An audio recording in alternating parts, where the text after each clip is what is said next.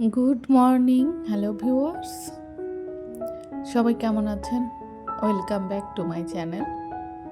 তো আজকের ভিডিওটা একটু অন্যরকম দেখেই বুঝতে পারছেন, এটা আসলে আমার ছেলের স্কুলে বাৎসরিক মিলাদ মাহফিল, সাংস্কৃতিক অনুষ্ঠান ও ক্লাস পার্টি একসাথেই করে সাধারণত এই স্কুলটাতে। তো সকালবেলায় চলে আসলাম। সকালে প্রথমে হবে মিলাদ মাহফিল। তো এখানে বাচ্চারা বিভিন্ন সূরা বলতেছিল। তো আমি রাইফ রাফসাকে রেডি করে চলে এসেছি, আর বাচ্চারা এখানে সবাই একটু মজা করতেছিল।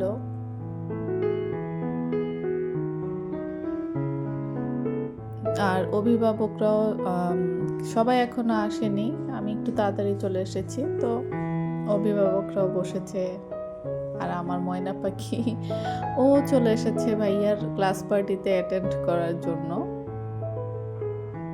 আর সত্যি কথা বলতে রাইফের থেকে বেশি মনে হলো যে রাফসা এনজয় করছে। তো রাইফ হচ্ছে যখন বাচ্চারা স্প্রে করে খেলতেছিল তখন রাইফ ওদের সাথেও যোগ দেয়, ও খুব আনন্দ করছে পরবর্তীতে।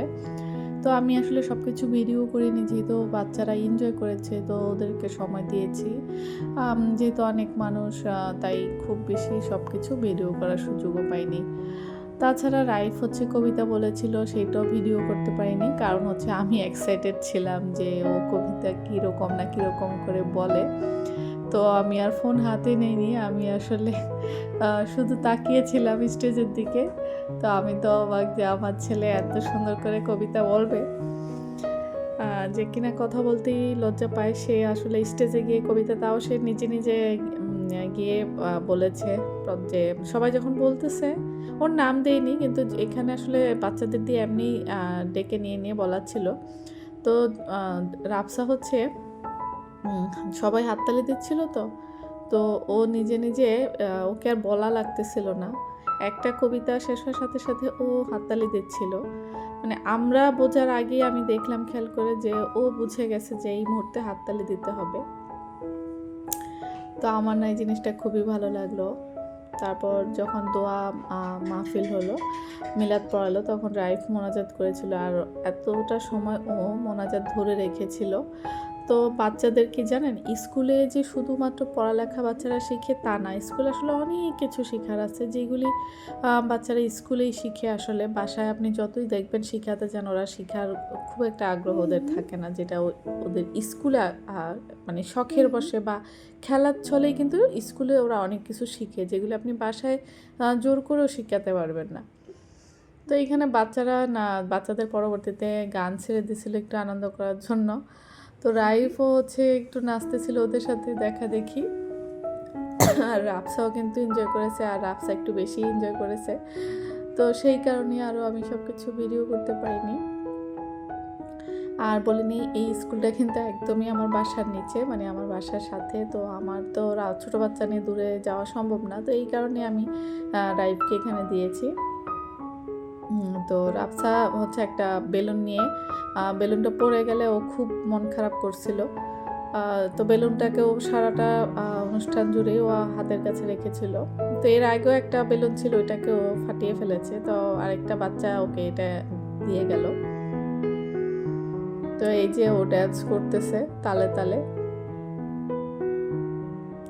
আসলে কি বাচ্চাদের এই সারা বছর কিন্তু খুব বোরিং একটা সময় যায়, একই সেই পরীক্ষা, লেখাপড়া, মানে সব কিছু মিলিয়ে। তো মাঝে মাঝে না এরকম, মাঝে মাঝে তো আর হয় না, এটা আসলে বছরে একবার একটু এরকম পার্টি হলে ভালোই হয়। আর এই স্কুলটা আসলে খুব আহামরি কোনো বড় স্কুল না, এটা একটা খুবই এলাকার একটা ছোট্ট একটা কিন্ডারগার্টেন। তো আমার মনে হয় যে ছোট বাচ্চাদের জন্য না, একদম ছোট বেবি বাচ্চাদের জন্য, প্লে নার্সারি বাচ্চাদের জন্য এই টাইপের কিন্ডারগার্টেন বেস্ট, কারণ এখানে অভিভাবকদের অ্যালাও ভিতরে সব কিছুতে মোটামুটি। তো অভিভাবকরা বাচ্চাদের নিয়ে বাচ্চাদের মন মতোই দেখা যায় যে ওদেরকে একটু আনন্দ দিতে পারে। আর নয়তো কি হয় যে এই স্কুলগুলিতে গেটের ভিতরে অভিভাবকরা দিয়ে চলে আসে। হ্যাঁ, বড় বাচ্চাদের জন্য এটা ঠিক আছে, তবে প্লে নার্সারির জন্য আমি মনে করি যে অভিভাবকদের একটু ভিতরে অ্যালাউ করা ভালো। যেমন আমি আমার বাসা থেকে মানে রেল লাইন পার হতে হয়।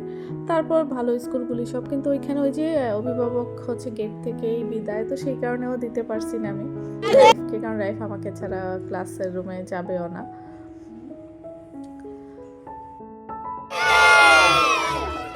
থ্যাংক ইউ সবাইকে।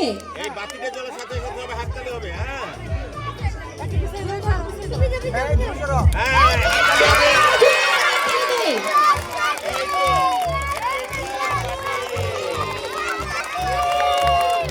Happy birthday, happy class party.